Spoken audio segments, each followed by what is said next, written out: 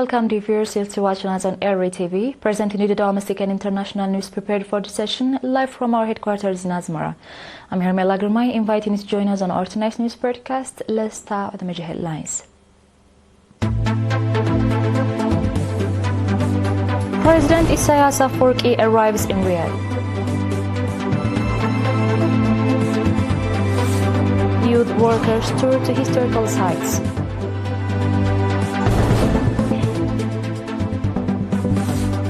Congo accuses Rwanda of violating peace deal. And Iranian king improves trade and security cooperation with Azerbaijani Arakci. In our detailed domestic news. On the invitation of King Salman bin Abdul Aziz Al Saud, President Eritrea arrived in Riyadh, Saudi Arabia, in the late morning hours today for a 4-day working visit. Upon arrival at the Riyadh Airport Royal Terminal, President Eritrea and his delegation were accorded a warm welcome. The welcoming ceremony was attended by Mrs. Wayne Gersgeher, chargé d'affaires at the Eritrean Embassy in Saudi Arabia, and Mr. Mishal Hamdan Al-Rogi, ambassador of Saudi Arabia to Eritrea. President Eritrea and his delegation will meet Crown Prince and Prime Minister Mohammed bin Salman, as well as other senior officials during their stay in the Kingdom of Saudi Arabia, focusing on enhancing bilateral ties of cooperation and partnership, as well as regional and global issues of mutual interest. The presidential delegation included Mr. Osman Saleh, Minister of Foreign Affairs.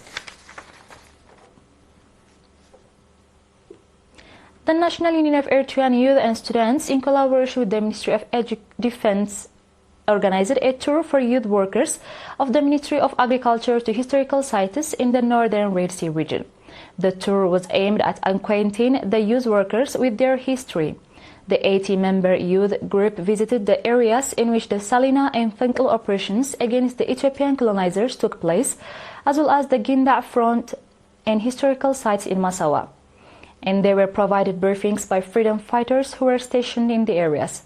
They also visited the Northern Red Sea Museum and the Abdur Organic Fertilizer Production Institution. Mr. Saleh Ahmeddin, chairman of the National Union of Eritrean Youth and Students, conducted a seminar for youth workers in Afabet on 7th December, focusing on the role of youth in the nation-building process. Mr. Saleh highlighting the role of Eritrean youth in various stages of the country's history, including during the struggle for national independence, safeguarding national sovereignty, as well as in the nation-building process, said that a country with conscious and organized youth had a bright future. He also expressed confidence that the youth workers will play an active role in the implementation of future programs. Mr. Ahmed Mohammed Nur Rajib, administrator of the subzone, noting the timelines of the seminar, called on the youth to make a committed contribution to the implementation of the set-out development programs. Dear viewers, do stay tuned for our international news right after the short break.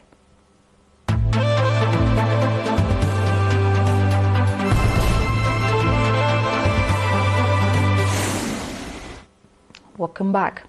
Congolese President Felix Tshisekedi said yesterday that neighboring Rwanda is violating its commitment just days after attending a ceremony in Washington to sign deals that aim to end years of conflict in the country's mineral-rich east. Tshisekedi made the accusations in a speech to lawmakers, yet there was no immediate response from Rwanda. Deadly clashes have marred efforts to begin implementing the terms of U.S. and Qatar-brokered agreements signed in recent months between Congo, Rwanda, and the rebel group M23. Over the weekend, Rwanda-backed M23 rebels advanced in an area close to the border with Burundi, seizing the village of Luvungi, according to 2 local residents who spoke to Reuters and shared a video of the rebels holding a meeting there, while Rwanda denies backing the rebels. In other news, Iranian Foreign Minister Abbas Arakci says Tehran is ready to improve relations with Azerbaijan in a host of fields. In a meeting with Sahiba Gafarova, Speaker of the Azerbaijani Parliament, in Baku yesterday, Arakci said the 2 parliaments play a key role in strengthening relations. The Iranian Foreign Minister said he held constructive talks with Azerbaijani authorities during his current visit to Baku. In a meeting with Azerbaijan's Deputy Prime Minister Sahin Mustafayev on Monday, Aragci expressed confidence that the agreements reached in Baku will enhance bilateral cooperation in the fields of economy and trade, transportation, transit, energy, water, and cultural tourism. Mustafayev said the two countries enjoy deep cultural and historical bonds and placed a premium on implementing the agreements reached between the Iranian and Azerbaijani presidents.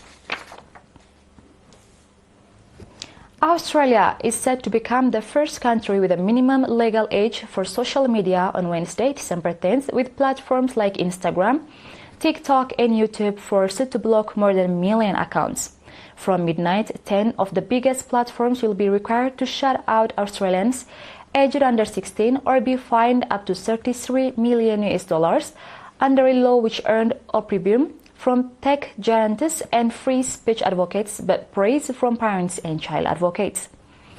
Though the ban covers 10 platforms initially, including Alphabet's YouTube, Meta's Instagram, and TikTok, the government has said the list will change as new products appear and young users switch to alternatives. Dear viewers, we are done with the news prepared for this session, and now it's time for a quick recap of the major headlines. President Isaias Afwerki arrives in Riyadh.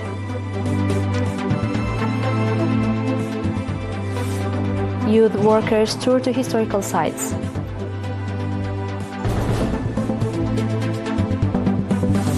Congo accuses Rwanda of violating peace deal. And Iranian king improves trade and security cooperation with Azerbaijani Aragci. Ladies and gentlemen, that was all for tonight. Thank you for having us and have a blessed one.